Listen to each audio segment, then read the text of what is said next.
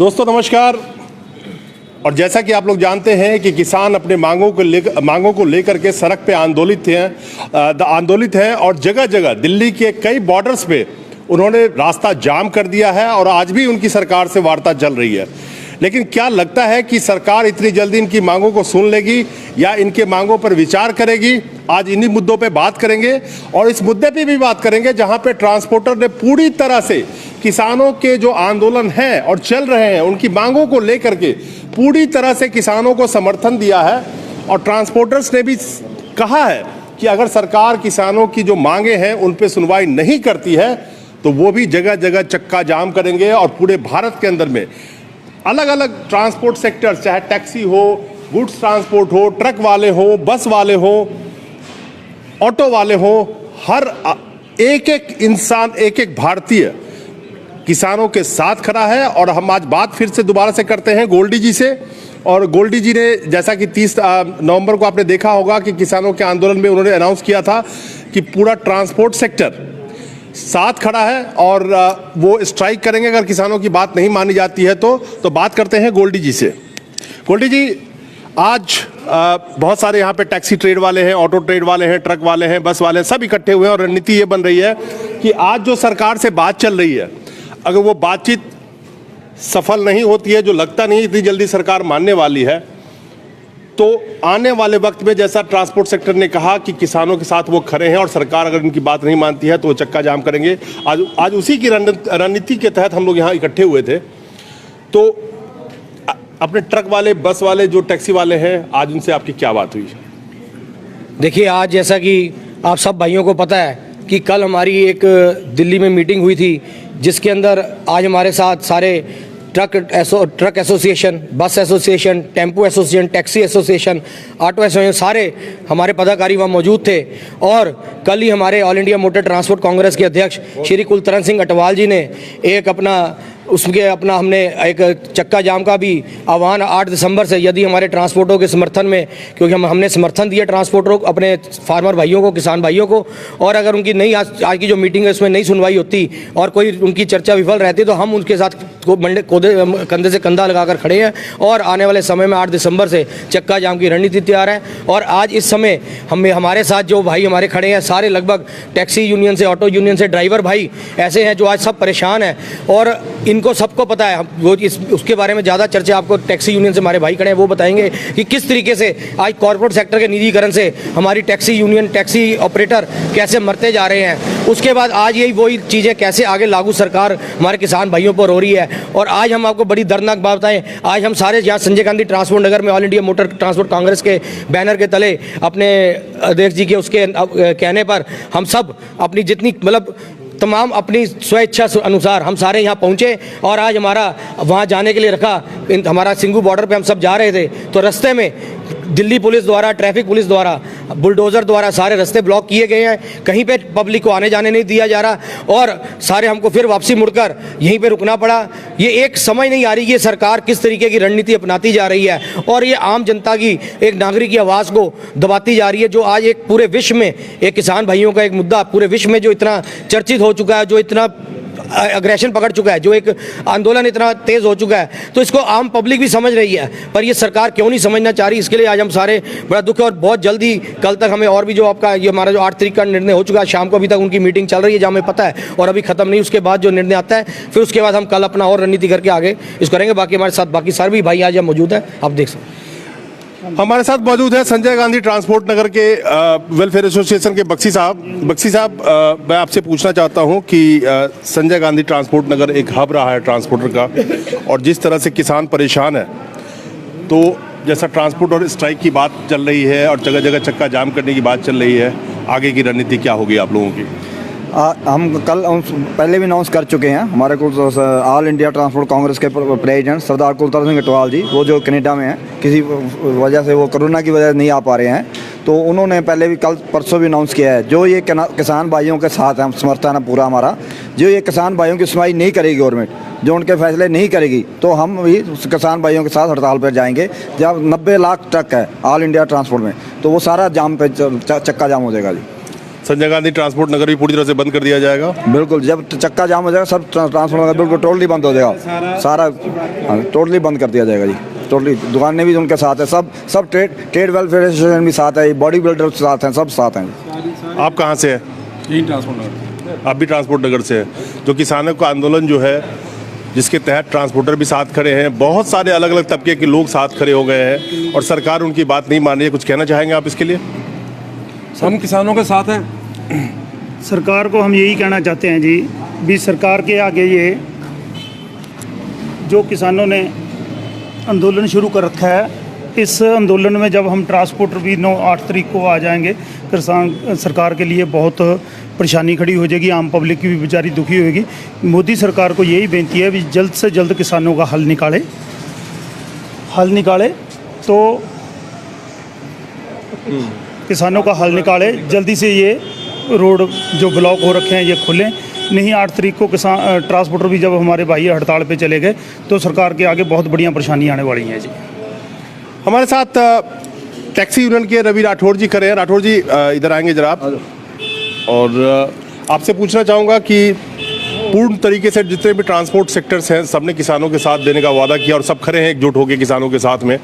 जिस तरह से निजीकरण की मार किसानों पे ये एक तरह से निजीकरण किया जा रहा है किसानों के सेक्टर को, और जो उस तरह से ही ट्रांसपोर्ट सेक्टर को भी पूरी तरह से निजीकरण ऑलरेडी किया जा चुका है, 70% करीब मैं कह सकता हूँ हो चुका है। तो किसानों को जो निजी हाथों में देने की ये बात कर रहे हैं और ट्रांसपोर्ट सेक्टर तो ऑलरेडी निजीकरण कर रहे हैं, आप लोग झेल रहे हैं, क्या कहना चाहेंगे आप? मैं ये कहना चाहूँगा कि जिस प्रकार से सरकार और 2 कंपनियों ने मिलकर हमारे साथ धोखा किया था, प्राइवेट सेक्टर के हाथों हमें एक तरीके से बेचा गया, और आज हमारे कितने ही ड्राइवर भाई हैं जो इन कंपनियों के साथ काम करके खुश नहीं हैं। पहले हमें 1 लाख, 1.25 लाख, 1.5 लाख का लालच देके एक तरीके से वो निजीकरण ही था कॉरपोरेट के हाथों, वही आज किसान भाइयों के साथ होने जा रहा है और जिसे हम होने नहीं देंगे।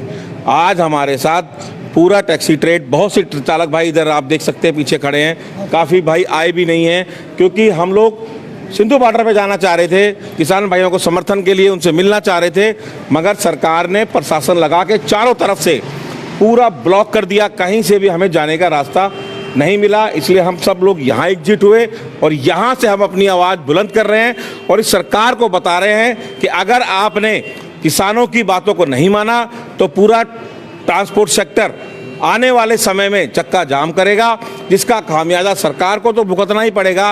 और हमें नहीं चाह रहे कि हम देश की जनता को या देश की पब्लिक को हम परेशान करें मजबूरीवश, क्योंकि जब पेट की आग लगेगी तो करना भी पड़ेगा। गोल्डी जी, मैं आपसे एक सवाल पूछना चाहता हूं कि क्या सरकार ने जो रणनीति बनाई कि किसानों को दिल्ली तक नहीं पहुंचने देंगे, और उस रणनीति में सरकार खुद ही फंस गई, क्योंकि आज किसान रोड पे बैठे हैं, हाईवे पे बैठे हैं, जगह जगह बॉर्डर पे बैठे हैं, रोड ब्लॉक करके बैठे हैं। मुझे लगता है कि जंतर मंतर में पीछे भी 2 महीना किसान बैठे रहते। 2016 की अगर मैं बात करूँ, अगर मुझे ठीक से याद है तो किसानों को छोड़ दिया गया था वहाँ पे। आज सरकार ने जो रणनीति अपनाई उस रणनीति में सरकार खुद फंस चुकी है, और ये अच्छा हुआ कि किसान आज रोड पे बैठे हुए, रोड पूरी तरह से ब्लॉक है और बहुत सारे बॉर्डर्स वगैरह सील हो चुके हैं। तो सरकार पे दबाव है कहीं ना कहीं इस बात का। देखिए, हम तो ये कहेंगे कि भाई ये एक अच्छा नज़रिया नहीं है। आज एक किसान को मजबूर होकर रोडों पे बैठना पड़ रहा है।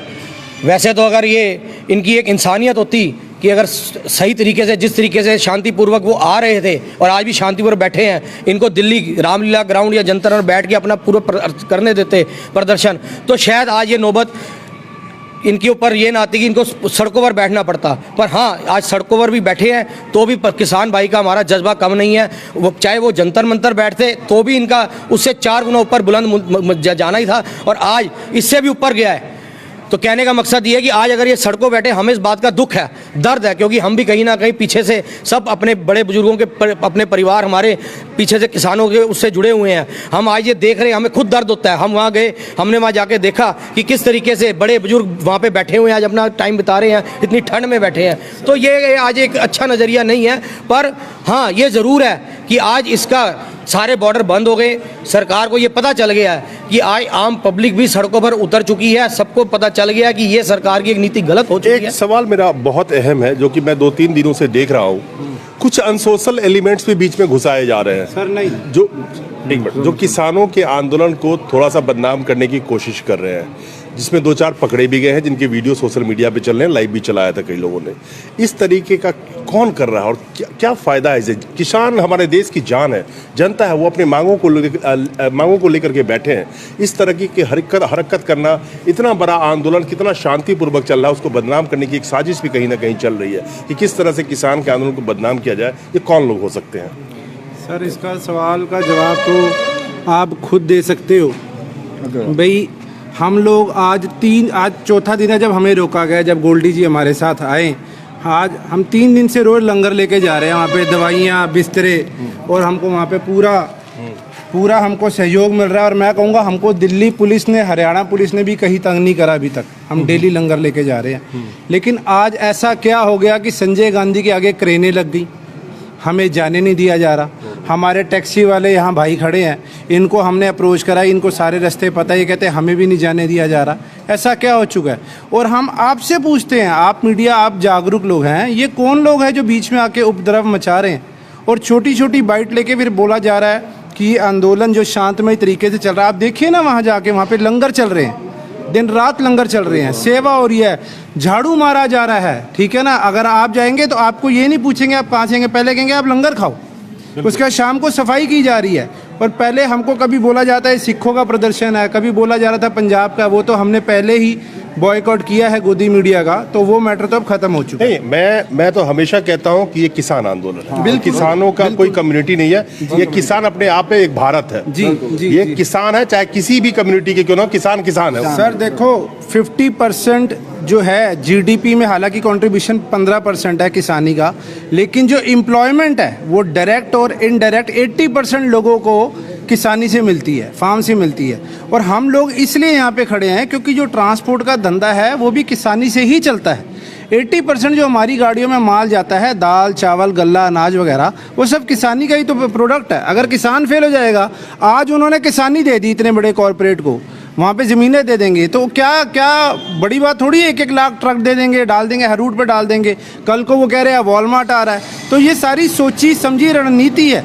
और मैं आपसे एक बहुत इंपॉर्टेंट बात है, जब आप रिपोर्टर हैं, अब आपको हम नहीं बता सकते सर आपकी जॉब क्या है। अगर आपने संशोधन पास करा है, उसके ऊपर कम से कम बहस तो करो पार्लियामेंट में। आपने कोरोना काल में जब लोग अपनी जान बचा रहे हैं, आपने एक लॉ निकाला, उस लॉ को बगैर डिबेट के पास करा और हमारे ऊपर, किसान भाइयों के ऊपर थोप दिया उस कारण, और किसी से पूछा भी नहीं है ठीक है गलत है। और जब उसको कोई प्रोटेस्ट कर रहा है तो कभी वो उसको खालिस्तानी बताते हैं, कभी आतंकवादी बताते हैं, कभी गलत भाषा का प्रयोग करते हैं। ये टैक्सी वाले हमारे भाई आए हैं, ये सारी सवारियाँ पूरे रिस्पेक्ट से, सिक्योरिटी से लेके जाते हैं। आपको क्या लगता है ये 100 रुपये वाले लोग हैं? बड़े बड़े लोग कह रहे हैं कि 100 रुपये, तो या जितने भी लोग हैं, देखो हर तबके के लोग खड़े हैं, हर धर्म के लोग खड़े हैं, हर व्यवसाय के लोग खड़े हैं। हमको बोला जा रहा है 100, 200, 500 वाले लोग हैं।